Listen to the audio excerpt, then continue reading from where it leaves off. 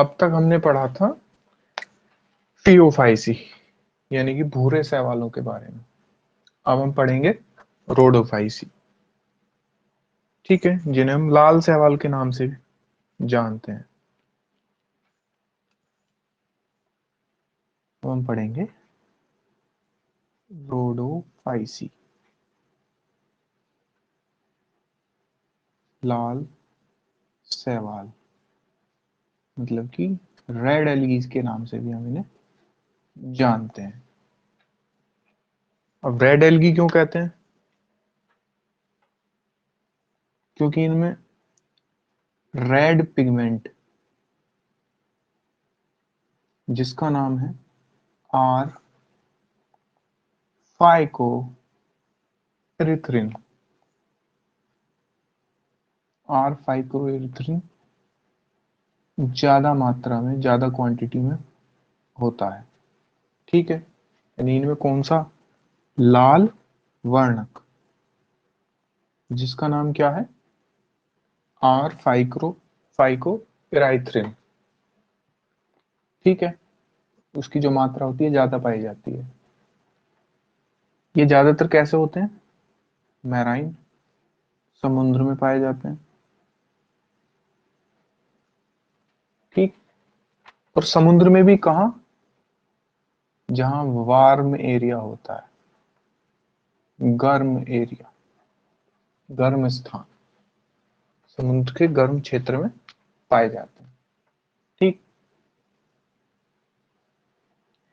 ये सतह पर भी मिल सकते हैं, समुद्र की सरफेस से लेकर के डेप्थ में,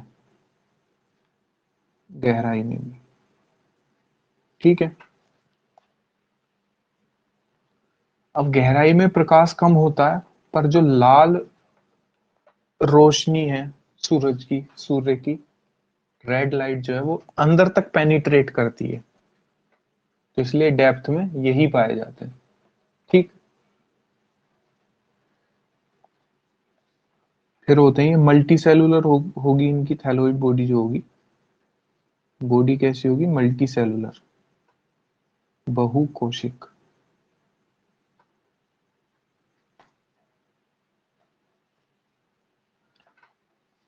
मल्टी सेलुलर बॉडी होगी और some of them have complex structure, और कुछ की जो संरचना होगी कैसी होगी? जटिल, ठीक है। फूड किस तरीके से स्टोर्ड होगा?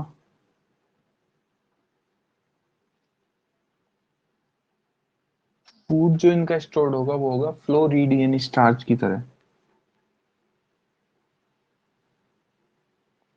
फ्लोरिडियन स्टार्च के रूप में। और जो फ्लोरिडियन स्टार्च है, इसका जो स्ट्रक्चर है वो जो फ्लोरिडियन स्टार्च है उसका स्ट्रक्चर किसके सिमिलर होगा? Structure similar to amylopectin and glycogen, ठीक है। भोजन संचय किस तरीके से होगा? फ्लोरिडियन स्टार्च की तरह। और जो इनकी संरचना होगी, फ्लोरिडियन स्टार्च की जो संरचना होगी किसकी तरह होगी रचना? एमाइलोपेक्टिन और ग्लाइकोजन की तरह। हम बात करते हैं जनन की इसमें। तो कायिक जनन यानी कि वेजिटेटिव रिप्रोडक्शन, वो फ्रेगमेंटेशन होगा, फ्रेगमेंटेशन मतलब कायिक विखंडन, ठीक। जो आपका अलैंगिक जनन होगा, एसेक्सुअल रिप्रोडक्शन, वो किस प्रकार से होगा? नॉन मोटाइल स्पोर्स की हेल्प से। किसकी हेल्प से? नॉन मोटाइल स्पोर्स की, यानी कि अचल बीजाणुओं की मदद से, जो चल नहीं सकते। अब हम बात करेंगे लैंगिक जनन की, यानी कि सेक्सुअल रिप्रोडक्शन। वो किस प्रकार से होगा? वो भी नॉन मोटाइल गैमीट्स की मदद से होगा। Non motile gametes. यहाँ एक चीज ध्यान देने वाली ये है कि अलैंगिक में अचल बीजाणु होंगे, एसेक्सुअल में नॉन मोटाइल स्पोर्स होंगे, और हमारे जो लैंगिक या सेक्सुअल रिप्रोडक्शन है उसमें नॉन मोटाइल गैमीट्स होंगे। क्या होंगे? अचल युग्मक।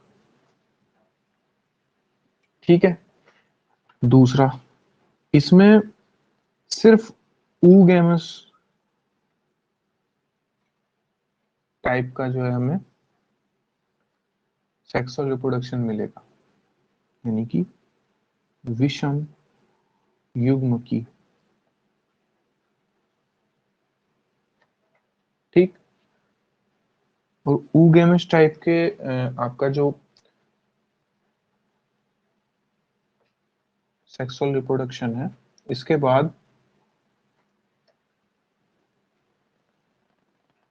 बाद पोस्ट फर्टिलाइजेशन डेवलपमेंट होंगे, यानी कि निष निषेचनोत्तर विकास होगा। इसके सदस्य एग्जाम्पल्स देखते हैं हम। एग्जाम्पल्स क्या क्या हैं? तो उसका पहला एग्जाम्पल पॉलीसिफोनिया, फिर पोरफायरा, ग्रासिलेरिया और Gelidium. P P P G G. ठीक। इतना समझ आया?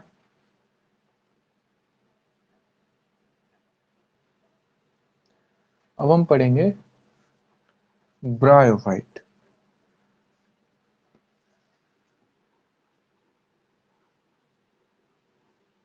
ब्रायोफाइट्स। ठीक। पहली चीज कि ब्रायोफाइट्स को हम एम्फीबियंस ऑफ प्लांट किंगडम भी कहते हैं।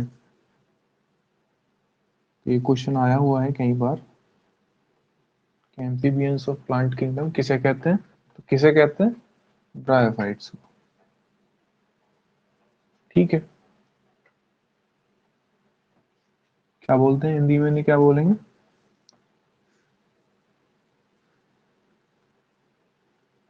पादप जगत के जल स्थलचर। ठीक है। उभयचर भी बोलते हैं। कहाँ पे मिलेंगे हमें? पहली चीज आती है ब्रायोफाइट्स में कौन कौन होंगे? तो उसमें मॉस और लिवरवर्ट्स, ये दो क्लासेस आएंगे। ठीक है।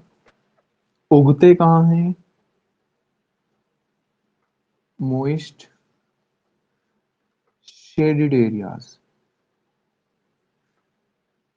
In the hills. ये भी बात, यानी कि पहाड़ियों में ही आपके मिलेंगे। कहाँ पे? पहाड़ियों में, नम तथा छायादार क्षेत्र में।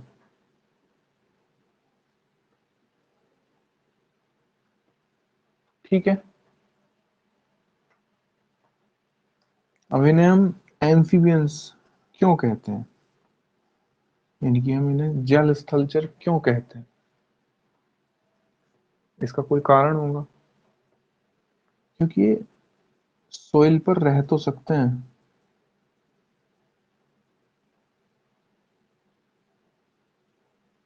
सोइल पर रह सकते हैं, परंतु प्रोडक्शन के लिए ये पर निर्भर करते हैं। ठीक है, इसलिए हम एम्फीबियंस ऑफ प्लांट किंगडम कहते हैं। ठीक है,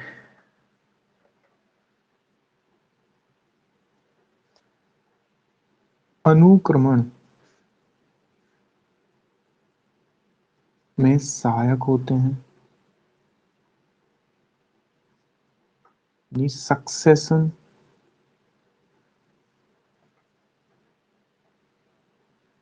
sorry plant succession on bare rocks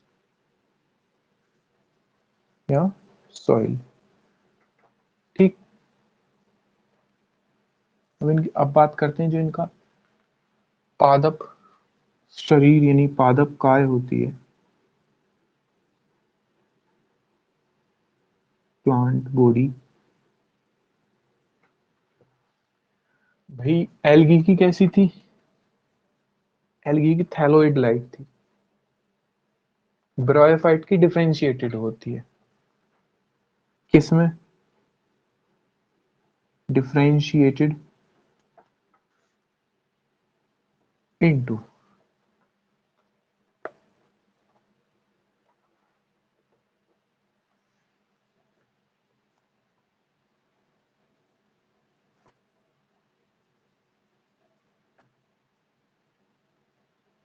thallus like. ठीक है, प्रोस्टेट और erect attached to substratum through rhizoids. अब राइजोइड्स मल्टीसेलुलर भी हो सकते हैं, यूनिसेलुलर भी हो सकते हैं। ठीक ठीक,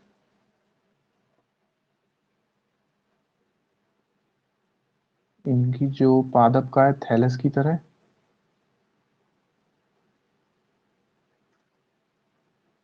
सयान या सीधी। ठीक है, और सबस्ट्रेटम से मूलाप द्वारा जुड़ी हुई होती है, जो कि एक कोशिक या बहुकोशिक हो सकते हैं। किसमें होंगे एक कोशिक, किसमें बहुकोशिक होंगे, वो हम अभी पढ़ेंगे। ठीक है, लीव लीव्स नहीं होती इनमें, lack leaves sorry lack true leaves, roots और स्टेम, यानी कि वास्तविक पत्तियां, मूल या तना नहीं होता। वास्तविक मूल, तना या पत्तियां इसमें नहीं होती, पर इनमें क्या मिल सकता है? Leaf like, stem like structure या रूट लाइक स्ट्रक्चर मिल सकते हैं। इसमें क्या मिलेगा? स्टेम लाइक, रूट लाइक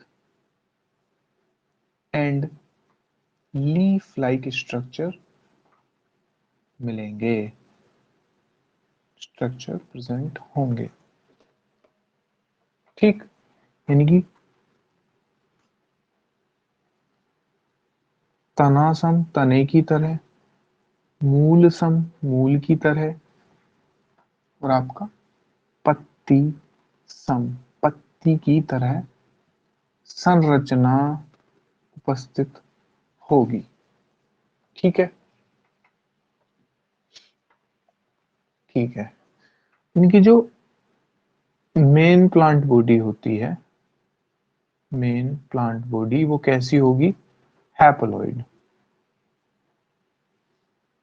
यानी कि मूल पादप का है अगुणित होगी। ठीक, मूल पादप का है कैसी होगी? अगुणित।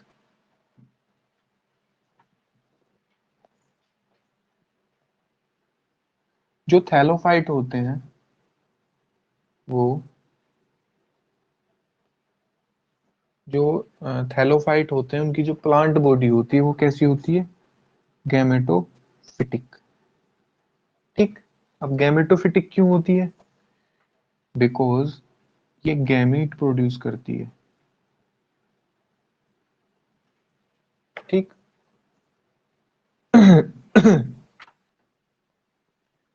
यानी कि इनकी जो मूल पादप का है वो कैसी होगी? युग्मक, युग्मको भेद। क्यों होगी? क्योंकि युग्मक उत्पन्न करती है।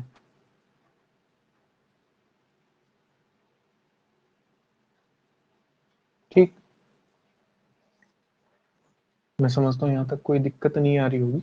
कोई भी अगर दिक्कत आती है, ठीक है, तो आप या तो कमेंट के माध्यम से या टीचमिंट ऐप पर या आप टेलीग्राम पर, लिंक में डिस्क्रिप्शन में दे दूंगा टेलीग्राम चैनल का, आप वहाँ पे क्वेरी कर सकते हैं। ठीक है, टेलीग्राम पे हमारा चैनल है बायोलॉजी डीपली के नाम से, वहाँ पे आप आके, ठीक है, आगे बढ़ते हैं हम। जो ये ब्रायोफाइट्स होते हैं इनमें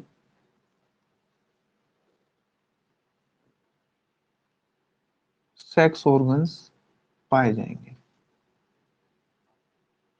लैंगिक अंग। कौन कौन से?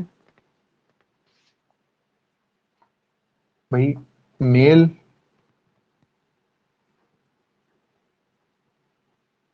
And female.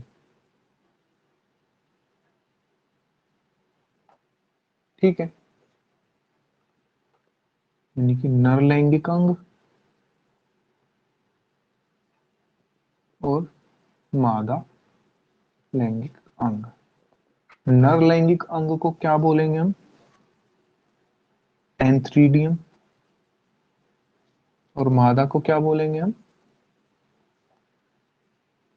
आर्कीगोनियम।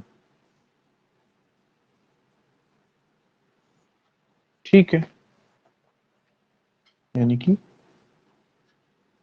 पुंधानी और स्त्रीधानी।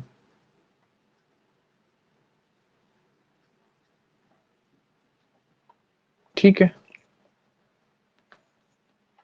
अब जो आर्कीगोनियम है वो कैसा होगा? फ्लास्क शेप्ड होता है,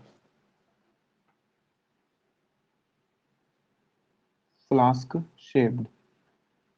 दूसरा, सिंगल एग प्रेजेंट होगा इसके अंदर। ये फ्लास्क के आकार का होता है और उसमें एक अंड होता है। ठीक है,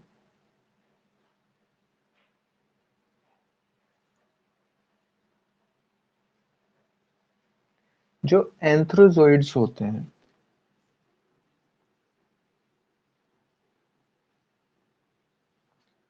ठीक है, एंथ्रोजोइड्स यानी पुमंग,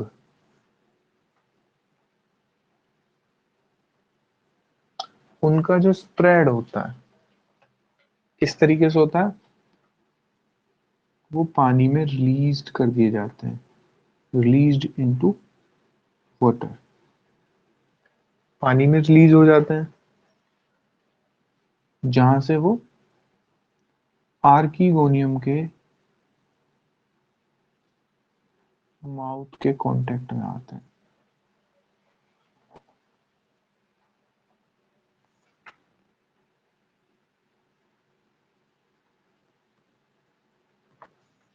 ठीक है। पमंग पुमंग जो है उन्हें पानी में छोड़ दिया जाता है, जहां से वो स्त्री धानी के संपर्क में आते हैं, और जब स्त्री धानी के संपर्क में आते हैं तो क्या होता है, ये उसके साथ फ्यूज होते हैं। फ्यूज होने के बाद जाइगोट बनाते हैं। ठीक। ये अंडे के साथ संगलित होते हैं और क्या बनाते हैं,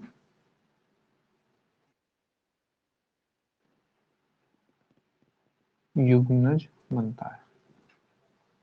ठीक। अब युग्मनज बन गया।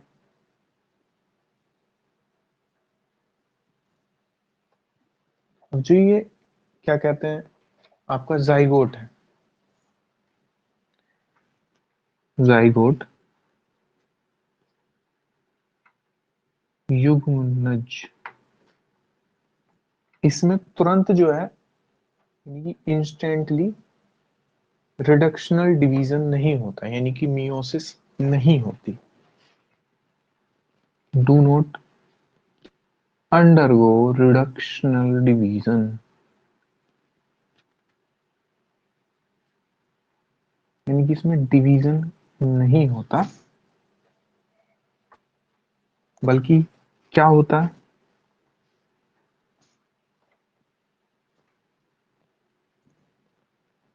जाइगोट से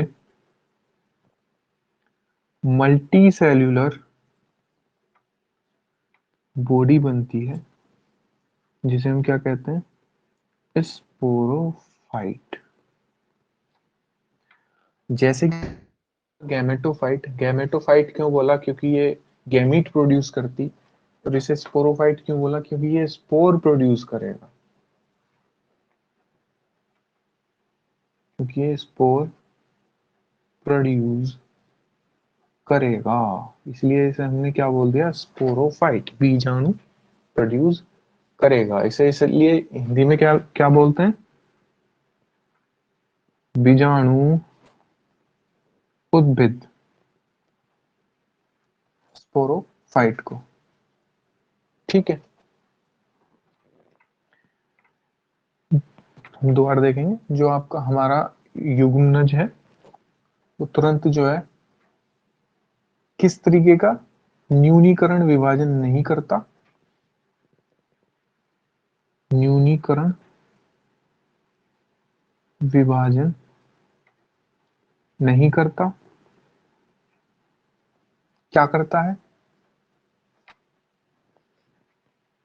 ये एक बहुकोशिक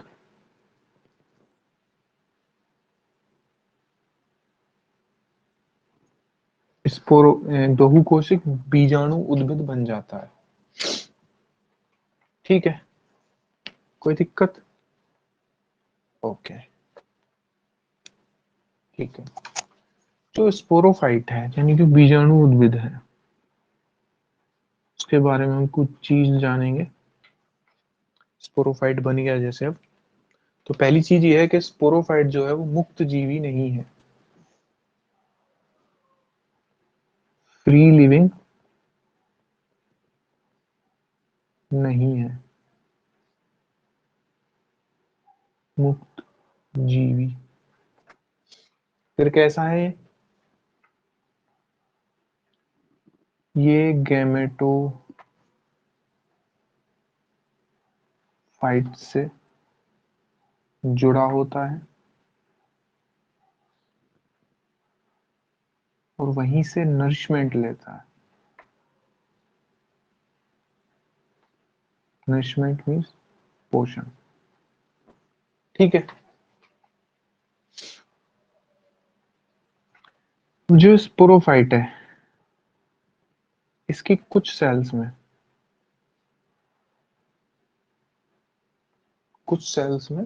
स्पोरोफाइट्स की कुछ सेल्स में रिडक्शन डिवीजन होता है, जिसे हम मियोसिस भी कहते हैं। ठीक है। मियोसिस होने के बाद, रिडक्शन डिवीजन होने के बाद हैप्लॉइड स्पोर्स बनते हैं। ठीक है। और ये हैप्लॉइड स्पोर्स जर्मिनेट करते हैं और इनसे एक नया गैमेटोफाइट बन जाता है। ठीक। कुछ कोशिकाओं में क्या होता है, मियोसिस होता है, जिसे हम न्यूनीकरण विभाजन भी कहते हैं। उससे अगुणित बीजाणु, अगुणित बीजाणुओं के अंकुरण से गैमेटोफाइट युग्म को युग्मको भेद बन जाता है। ठीक है। ठीक है। हमने क्या क्या पढ़ लिया इसमें, ब्रायोफाइट में, कि ब्रायोफाइट क्या होते हैं, उनकी बॉडी कैसी होती है। ठीक है। इनमें रिप्रोडक्शन, जनन कैसे होता है। ठीक है। अब हम देखेंगे कि जो ब्रायोफाइट है इनका इकोनॉमिक इंपॉर्टेंस क्या है, आर्थिक महत्व क्या है। ठीक। इकोनॉमिक इंपॉर्टेंस,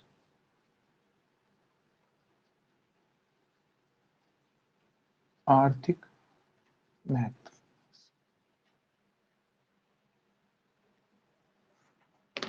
तो इनका आर्थिक महत्व थोड़ा कम है, पर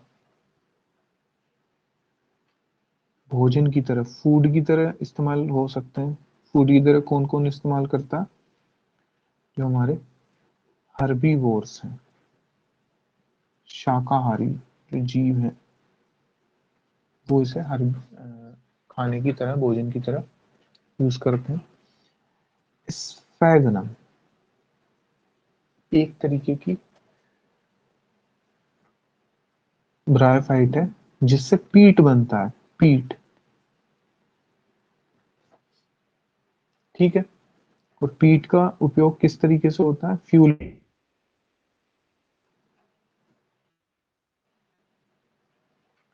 स्फैगनम का जो क्या कहते हैं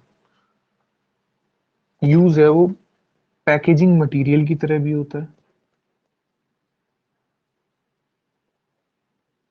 packaging material for transshipment of living material, जैसे कि पेड़ पौधे हो गए। इस फैक्टर एब्जॉर्ब कर लेता है, सूखता नहीं है, ना ही सूखने देता है। ठीक है। क्योंकि इसके अंदर एक कैपेसिटी होती है, वाटर होल्डिंग कैपेसिटी, उसकी वजह से। ठीक है। तो इसका जो यूज है वो पैकिंग में होता है। किसके पैकिंग में होता है,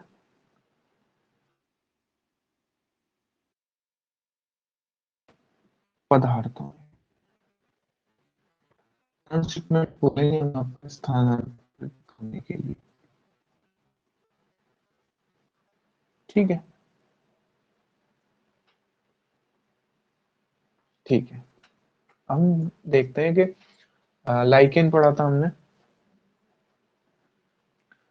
तो लाइकेन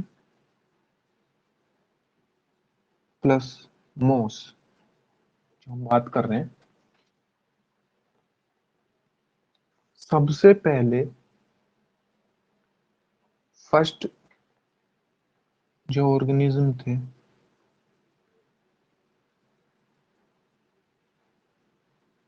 जो पत्थरों पर उगे थे, क्या थे, वो यही थे, चट्टानों पर उगने वाले।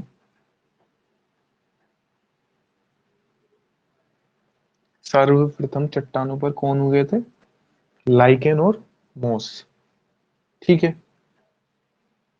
इन्होंने क्या है, जो रॉक्स थे उनको डिकम्पोज किया, डिकम्पोज करके सोइल बनाई। अब जब सोइल बनेगी तभी तो बाकी के जो प्लांट्स हैं वो उसमें उनकी रूट्स पेनिट्रेट हो पाएंगी। ठीक है। देखते हैं हमारे सॉरी, आगे देखते हैं।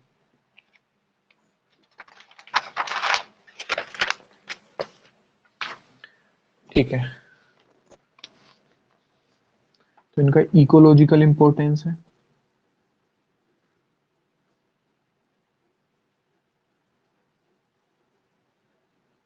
मतलब कि पारिस्थितिक दृष्टि से महत्वपूर्ण है।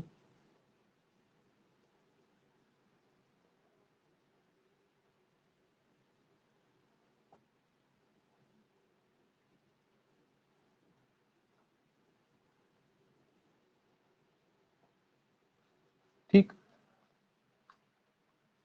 इकोलॉजिकल इंपॉर्टेंस क्यों है? कोलोनाइज रॉक्स, दूसरा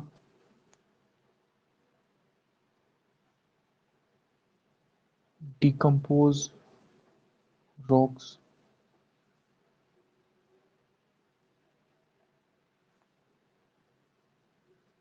making it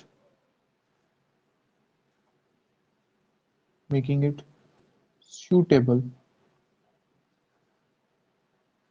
for the growth of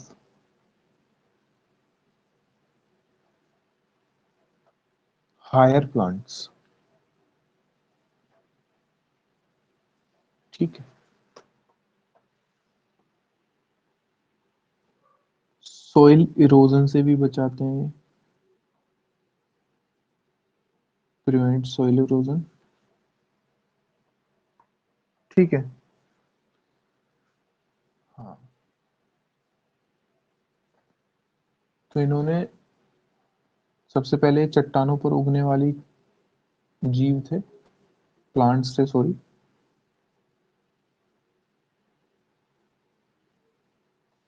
दूसरा,